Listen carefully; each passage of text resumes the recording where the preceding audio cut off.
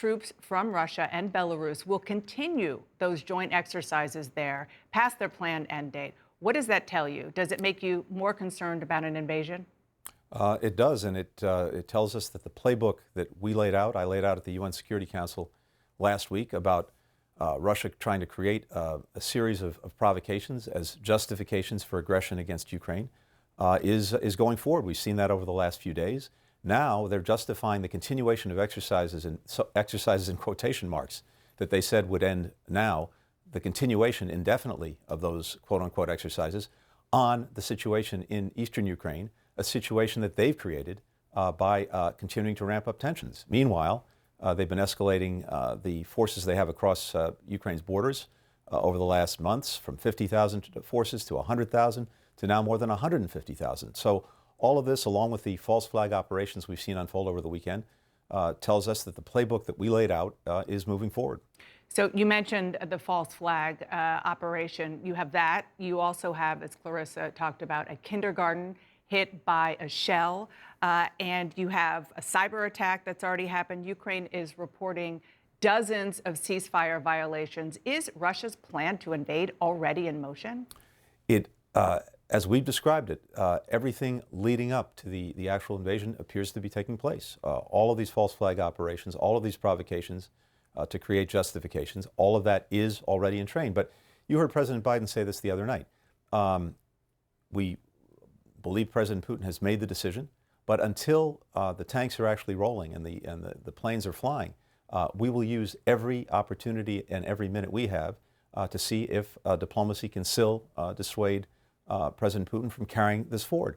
President Biden is prepared to engage President Putin at any time, in any format, if that can help prevent a war. I reached out to my Russian counterpart, Foreign Minister Lavrov, to urge that we meet next week in Europe. The plan is still to do that, unless Russia invades in the meantime. Ukrainian President Zelensky called for the U.S. to impose sanctions now. He did that in Munich yesterday. I want you to take a listen. What are you waiting for? We don't need your sanctions. After the bombardment will happen, and after our country will be fired at, or after we will have no borders, or after we will have no economy, or parts of our countries will be occupied. Why would we need those sanctions then? And he called on you, at the very least, to make a list of specific sanctions public. What's your response? Well, we've been in very close contact with President Zelensky and his entire team. The vice president in Munich met with him. They had a very good meeting in which the vice president reiterated all the support that we've been building for Ukraine over many months, including in the last year alone, more support for defensive lethal military equipment in that 1 year than in any previous year. Economic support. I announced a loan guarantee for Ukraine of $1 billion just a week ago, and we have rallied others to do the same thing. When it comes to sanctions, we have built with European partners and allies a massive package of sanctions. The G7 countries in Munich came together, reiterated that there would be massive consequences for Russia if it pursues this aggression. The purpose of the sanctions, in the first instance, is to try to deter Russia from going to war. As soon as you trigger them, that deterrent is gone. And until the last minute, as long as we can try to bring a deterrent effect to this, we're going to try to do that. As to laying out in detail what the sanctions will be, two things. First, Russia generally has a pretty good idea of what we're going to do, but we don't want to lay out the specifics in advance because that would allow Russia to try to plan against them. So we have very clearly, and the G7 could not have been more clear, a massive package that will unfold rapidly, in unison between the United States and Europe and other countries beyond Europe. But Mr. Secretary, it seems as though we're hearing two competing notions. On the one hand, you're saying, and President Biden said clearly, Russia has decided to invade. And then on the other hand, you're saying we don't want to impose sanctions because that would get rid of a deterrent. So which one is it? And especially given the fact that you have the Ukrainian leader with hundreds of thousands of troops on his border, being told that Russia is going to invade at any minute, leaving his country, going to a forum on the world stage in order to have that kind of platform to plead with you, please impose sanctions now. How is the answer not yes? Well, first, we've already imposed sanctions. We've sanctioned various more actors. sanctions.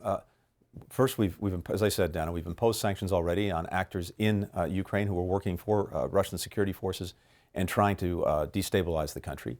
And again, I understand where President Zelensky is coming from, but these things are not at all inconsistent because, as President Biden said, while we believe President Putin has made the decision that the die is cast, until that die actually settles and until the tanks are actually moving, the planes are actually flying, the bombs are actually dropping, we're going to do everything we can with diplomacy and with deterrence and dissuasion to get President Putin to reverse the decision that we believe he's made. And part of that is making very clear what he risks in terms of sanctions. That's why we reiterated it so strongly this weekend with the world's leading democratic economies, the G7. We're going to use every tool that we can to try to get him off the course that he's on.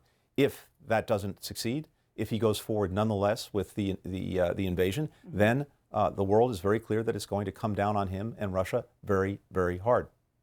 What are the chances that Vladimir Putin is bluffing?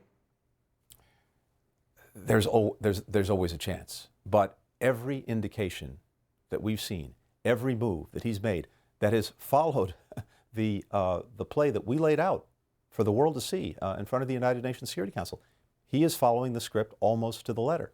So I think while there's always a chance, everything we're seeing suggests that this is dead serious, that we are on the brink of an invasion. We will do everything we can to try to prevent it before it happens, but equally, we're prepared if he does follow through to impose massive consequences, to defend, to provide for Ukraine's ongoing defense, and to bolster NATO. And here again, what is remarkable about this is President Putin will have precipitated everything he has sought to prevent, because all of this has only reinforced NATO, reinforced its solidarity, its commitment, and indeed reinforced NATO on its eastern flank. I was just in Munich with all of the leaders of our European partners, and I think all of us who've been doing this for many years have never seen a time when NATO has been more unified and is, I think, going to further demonstrate that if Putin follows through with the invasion.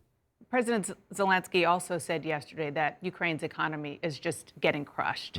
The head of the Council on Foreign Relations, Richard Haass, says that the U.S. should also be ready for this standoff to stretch out for months, perhaps, while Ukraine's economy collapses.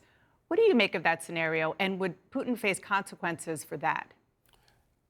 First, that's a possibility as well, and it's exactly why we announced a $1 billion loan guarantee just last week.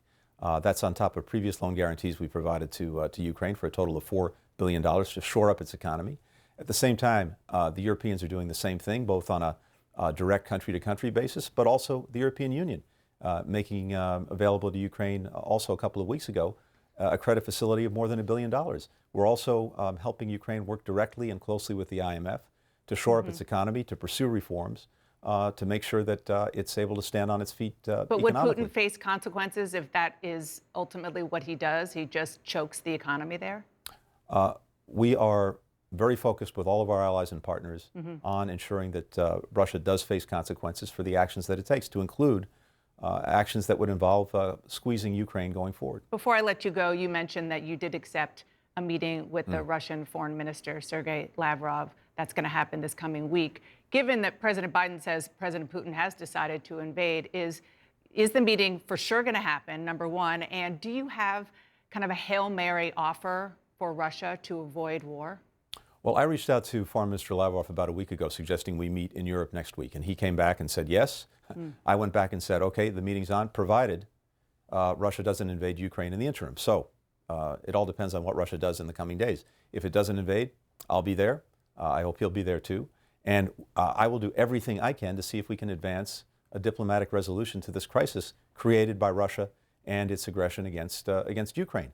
We've put on the table a number of ideas that we can pursue that would strengthen security for Russia, for the United States, for Europe, if we engage in them on a reciprocal basis. So there are things that we're prepared to do if Russia is also prepared to take steps.